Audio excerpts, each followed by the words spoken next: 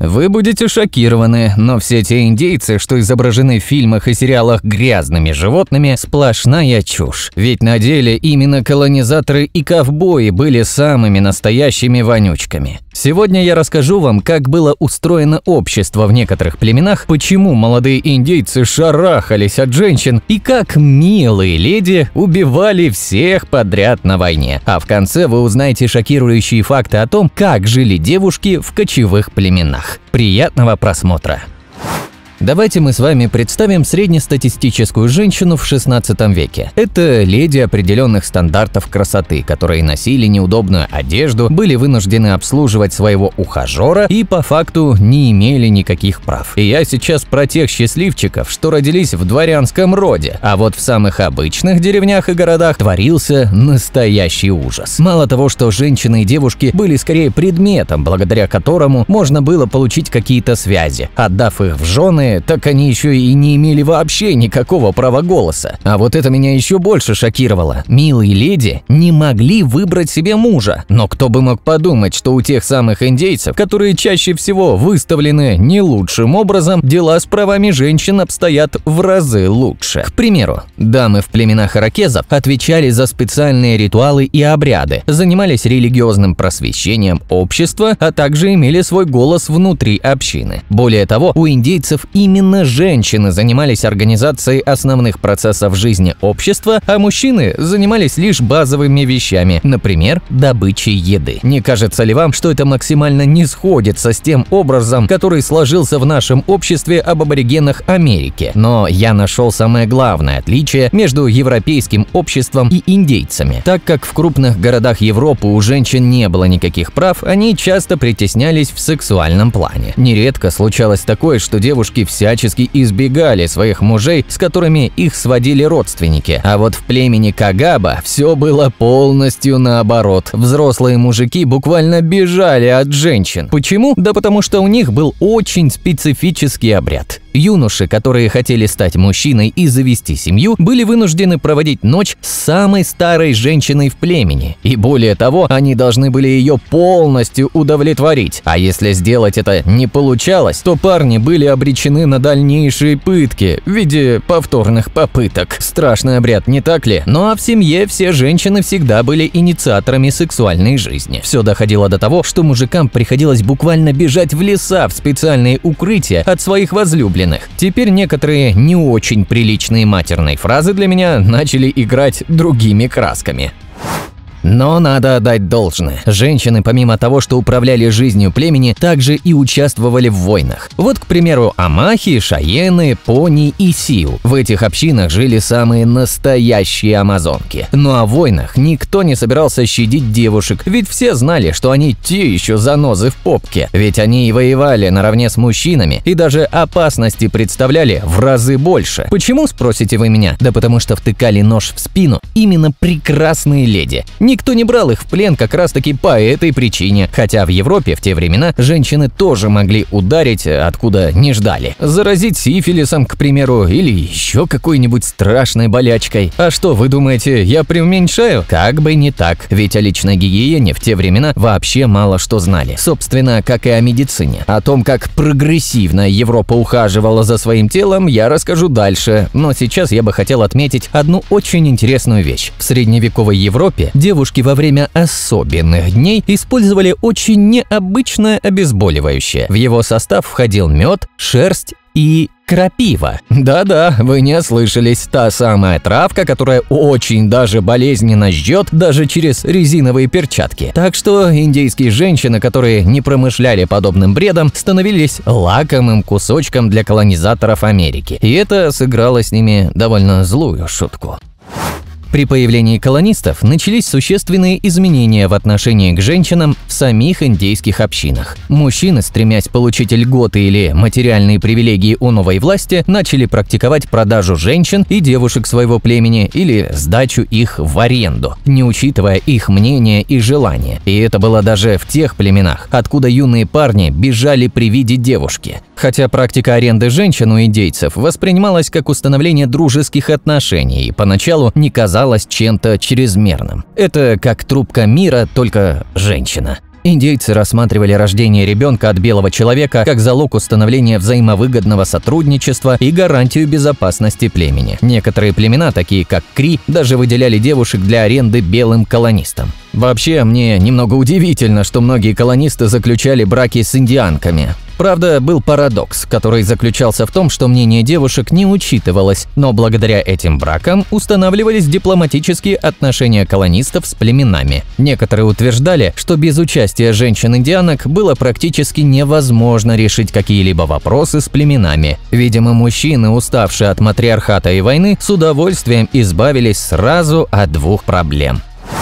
Но даже подобные действия не особо-то и помогли аборигенам. Индейские племена, которых некогда было более 2200, в настоящее время сократились до примерно 550. Они проживают главным образом в резервациях на территории США, в основном на западе страны. Некоторые из резерваций расположены на севере и в центре страны, но их немного и на восточном побережье США. Среди самых крупных и наиболее известных племен сегодня можно выделить чероки, численность которых составляет более 330 тысяч человек, а также наваха, где проживает около 220 тысяч индейцев. Есть также другие относительно крупные племена, такие как Сиу и Чипева, численность которых немного больше 100 тысяч каждая, но не все из существующих племен имеют официальное признание. За последние десятилетия Бюро по связям с индейцами рассмотрело более 150 петиций, однако официальное признание было предоставлено только нескольким племенам. Получив признание, племена обретают статус суверенных наций, что дает им определенные права, включая управление своими территориями, налогообложение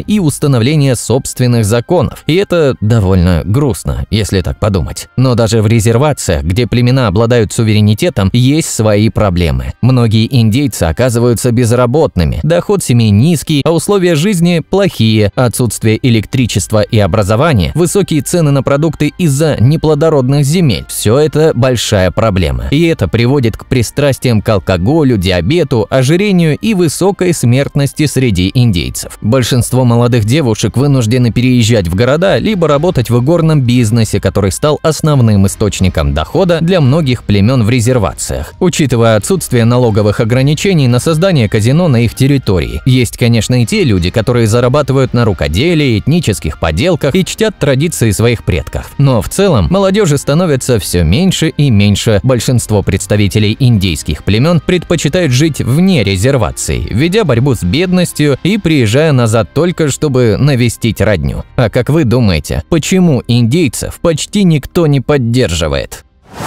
Но давайте вернемся к теме. Семейный уклад у аборигенов был очень нестандартным для тех времен. Индейские племена в большинстве своем практиковали моногамию, но также допускали полигамию, когда мужчина мог содержать несколько жен при условии обеспечения их материального комфорта и закрытия интимных потребностей каждой. Интересно, что если первая жена устраивала мужчину настолько, что он был полностью счастлив, он мог попросить свою родную сестру стать второй женой, даже без согласия первой. Да-да, со своей собственной сестрой. Такие практики считались нормальными и имели отражение в индийских легендах и преданиях.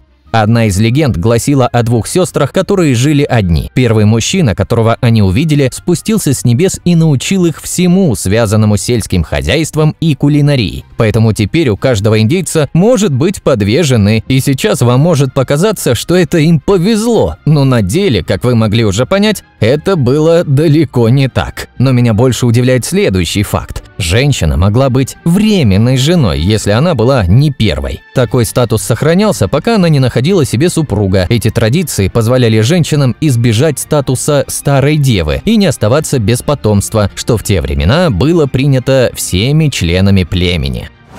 Отношение к браку в индейском обществе было практическим и похожим на современное. Молодые люди могли жить вместе, и если отношения не устраивали кого-то из пары, то брак прерывали. Таким образом, можно сказать, что индейцы опередили свое время во многих отношениях, ведь традиции гражданского брака появились в цивилизованном обществе только во второй половине 20 века. Одним из примеров очень трепетного отношения к женщине у индейцев служит тактика европейских колонизаторов. Колонизаторы осознавали узнавали, что в индейских племенах женщины пользуются высоким уважением, и поэтому часто захватывали их в плен, чтобы заставить индейцев прекратить войну и сотрудничать с ними. Например, в 1868 году полк Джорджа Кастера взял в плен около полусотни женщин племени Шайена. Для их освобождения индейцы согласились покинуть территорию и отправиться в резервацию. Племя Сиу, в свою очередь, высказывало особое отношение к женщине. Мы верим, что женщина гораздо ближе к Богу, чем может быть мужчина. Женщины, рождающие жизнь, создают ее. Они более святые и духовные, чем мужчины. Они важнее. А еще я хочу отметить, что даже право на развод предоставлялось не мужчинам, а женщинам. Например, если мужчина вернулся с охоты, а его вещи были перед дверью хижины, это означало, что его жена решила его выгнать. Интересно, что мужчина не имел права возмущаться и был обязан собраться и вернуться к матери в хижину. Не очень-то приятно узнать, приехав из командировки, что твой дом тебе уже не принадлежит, а все твои вещи лежат на помойке. Хотя стоп, что-то общее с современным обществом в этом определенно есть.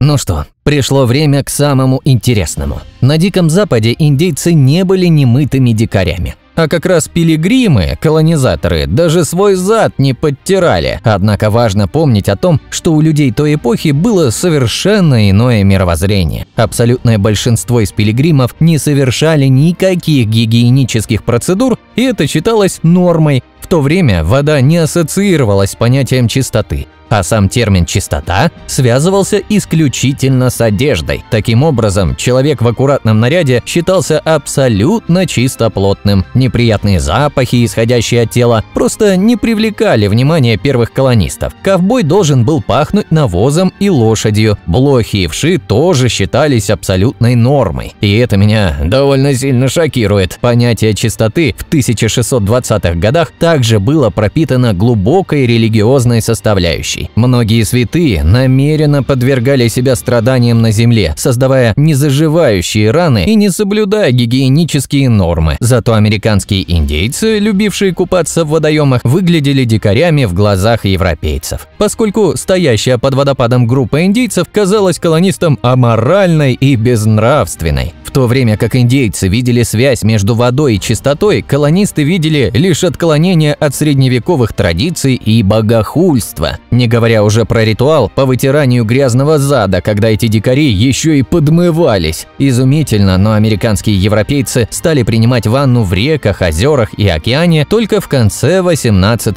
века, а теперь наоборот, кичатся своей чистоплотностью и аккуратностью в фильмах. То-то им так нравились индейские женщины.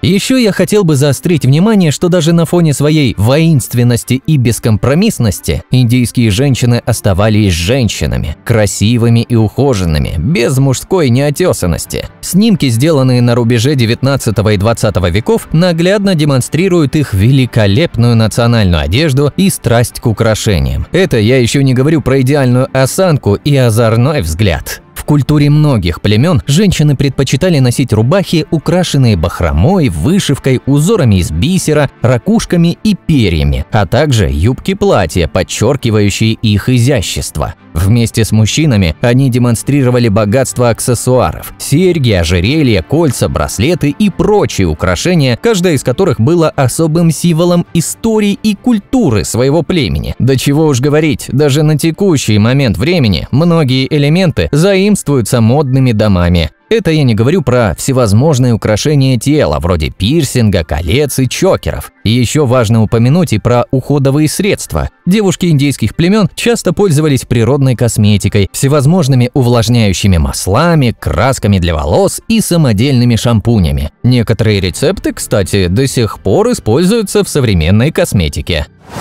Но не все у индейских женщин было так прогрессивно и идеально. Существовали и несколько странные обычаи и предубеждения. Например, во время своих особых дней женщина становится нечистой и не имеет права находиться рядом с мужчинами, особенно во время еды. Существует легенда о индейце по имени Уисака, который избил свою бабушку перед приемом пищи и запретил ей есть, объясняя это ее нечистотой. Более того, женщинам запрещалось скрывать прерывать свои месячные, так как, по мнению индейцев, если нечистая женщина принимает пищу вместе с остальными, это приводит к гневу богов и может сократить жизнь всех членов семьи. Важно отметить, что в большей степени заботливые и трепетные отношения к женщинам были характерны только для оседлых племен индейцев. У кочевых индейцев образ жизни предполагал более презрительное и даже жестокое отношение к своим женщинам. Так что не всем аборигенам везло. Женщины в таких племенах несли на себе все домашние обязанности, заботились о детях и своем супруге. Как знакомо, да? В некоторых общинах женщины пожилого возраста рассматривались как обременение и получали даже меньше пищи, чем другие члены племени. Никаких любовных утех для старушек, как в оседлых племенах, тут даже не предполагалось. Даже вопрос кормления таких женщин выглядел как излишняя нагрузка, так как они не могли внести вклад в племя помимо своего бесполезного присутствия. Еще одним противоречием было стремление к увеличению численности племени, с одной стороны, и использование активных методов контроля рождаемости с другой. Индейцы многих племен применяли различные травяные настои и магические обряды для предотвращения зачатия. Они часто прибегали к прерыванию, особенно в периоды, когда охота была не способна прокормить все племя, и появление новых голодных ртов могло ухудшить эту обстановку. Именно из-за того отношения женщины оседлых племен так отчаянно сражались во время конфликтов, не имея никакого желания менять свой привычный образ жизни. Довольно грустно, что столь самобытная и интересная культура с каждым годом уходит в небытие. Спасибо вам за просмотр, обязательно подписывайтесь на канал, ставьте лайки под этим видео и до встречи в следующих видеороликах. Пока-пока!